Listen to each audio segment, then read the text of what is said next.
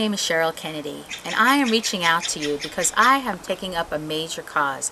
I am seeking to ban the adversarial process of divorce and have it adopted as a human rights violation. I myself encountered a brutal divorce, and that is when I became aware of what exists in our society. I am a grief counselor and facilitate children's grief groups related to the subject of death. I've worked with many traumatic incidences, and I'm also on a crisis team, critical incident stress management team, where I'll go to school or workplace crisis situations.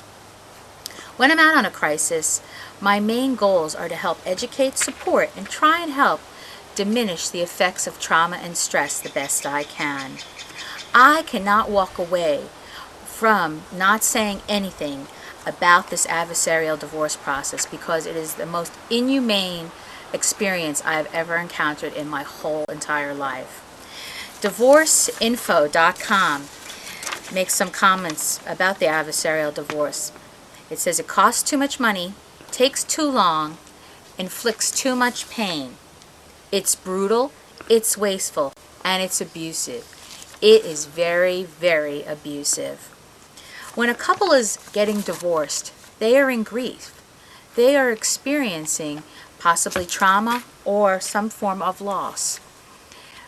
That couple needs the utmost care and concern. Even if a party is angry, we should have someone helping to help diminish that anger so this couple can have this dissolution of their divorce easily transacted.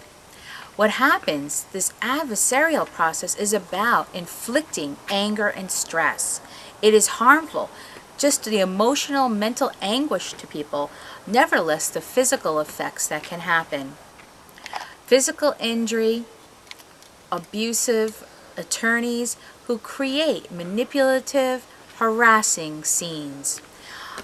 Most of the process is really based upon attorney financial gain. They keep you in this process for as long as possible, and you become trapped literally in the system. It is almost a form of torture. I have never felt so tortured in my life by so many people around me. Why I'm seeking this is because I cannot stand by and let this continue without speaking out about it. We need all of society to come together in every state to seek to ban this process and adopt it as a human rights violation. I also found out there's legislation that was adopted in divorce where personal injury is not allowed to be sued for because a couple is in a divorce and they are experiencing stress, it is said. Well, I allege that that stress is intentional and much of it inflicted from the whole process. In essence, the enactment of that alone shows without a shadow of a doubt there are many injuries happening to citizens. Once you're in this process and now you're injured, your stress is going to increase more because you need to be getting out of this situation. You need to be released from this divorce and removed because what will happen is your injuries will exasperate and you need to be out of there. I'm going to make a special request for every Attorney General in every state to seek out through the court process any individual who has a physical injury or who wants to get out of their divorce and have them have the right to be removed from it if they so choose, and to bring in people to help mediate and resolve their dissolution immediately. People should not be suffering and people should not be tortured. These situations, I myself now I'm in a traumatic incident that I could never imagine would happen, but I'm still in it presently and it is harmful. I myself received 2 personal physical injuries and I am appalled because I received these injuries all based on greed.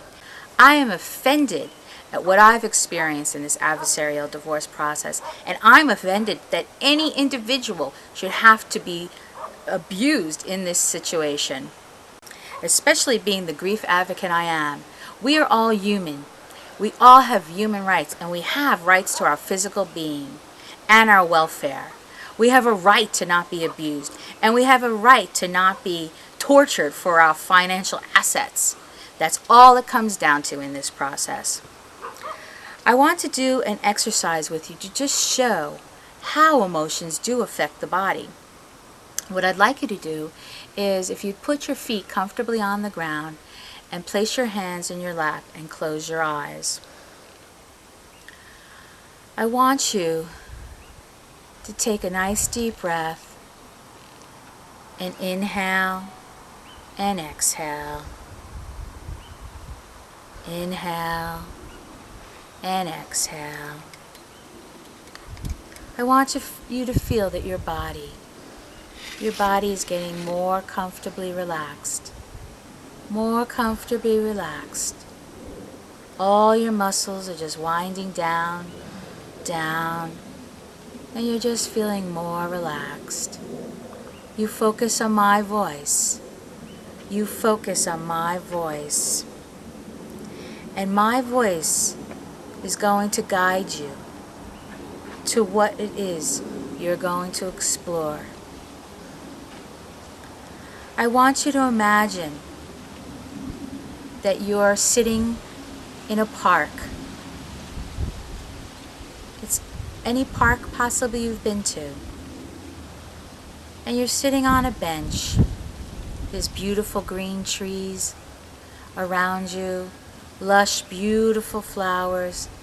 They smell so heavenly, and there's so many vibrant colors. And as you're sitting on that bench, I want you to focus. You have pure clarity and pure focus.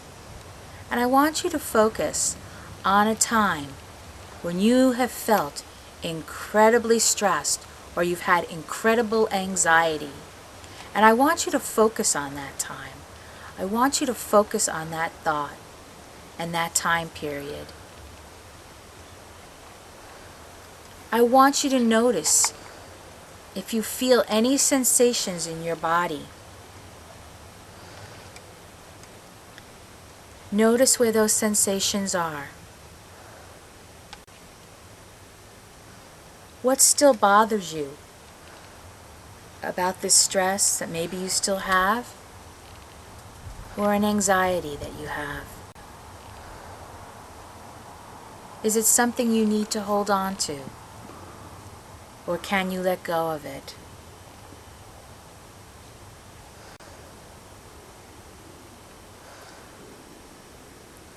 If there's something you need to do, like to forgive someone, or something you need to say, please take note of it and do it at your next available time.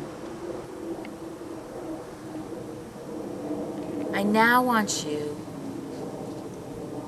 to imagine letting go of that anxiety or stress, that you're able to let go of it and place it in your hands. Take it out of the area in your body and place it in your hands. Can you do that? If you're able to do that, I want you to imagine it, tossing it out away from you, or from where you're seated, and that it dissipates in the air into nothingness. You've let go of it, you've released it.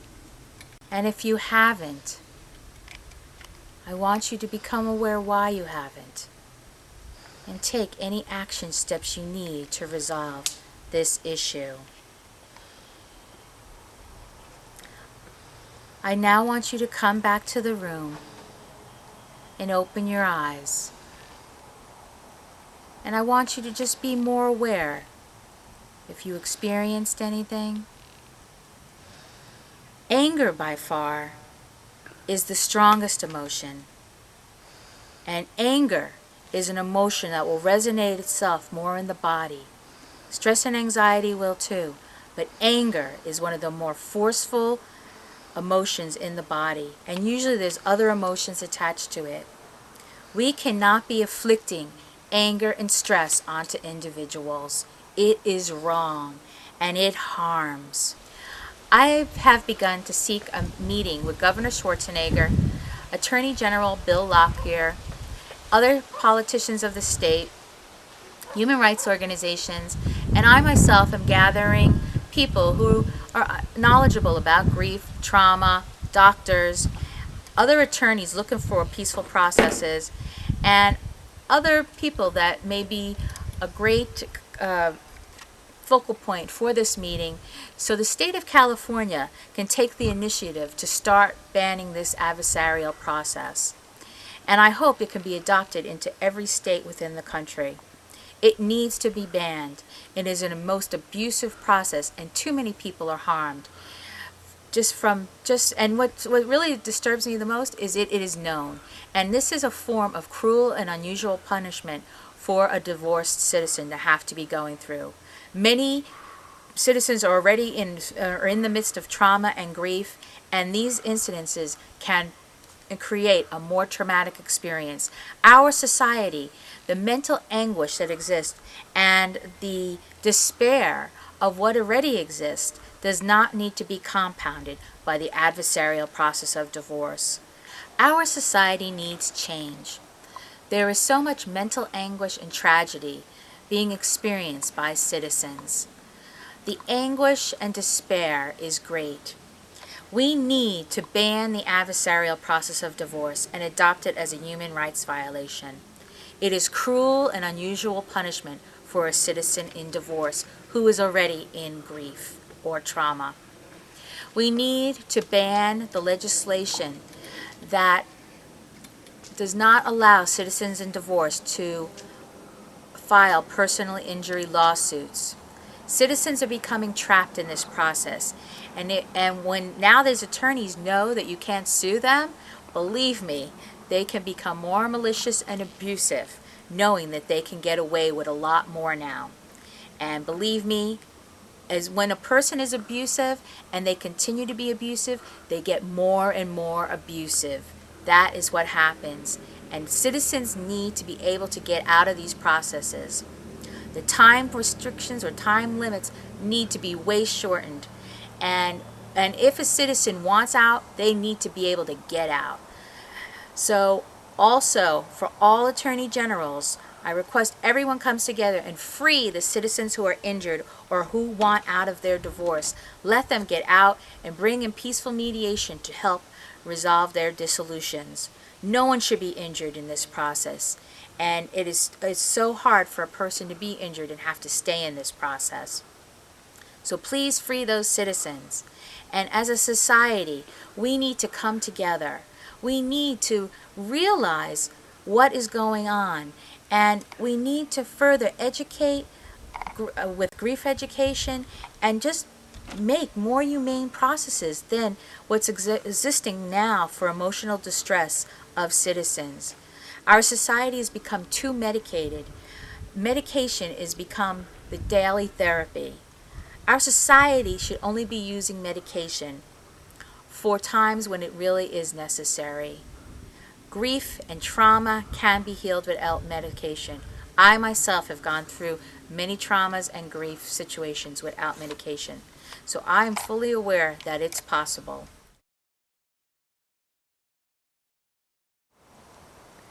This is not my crusade alone.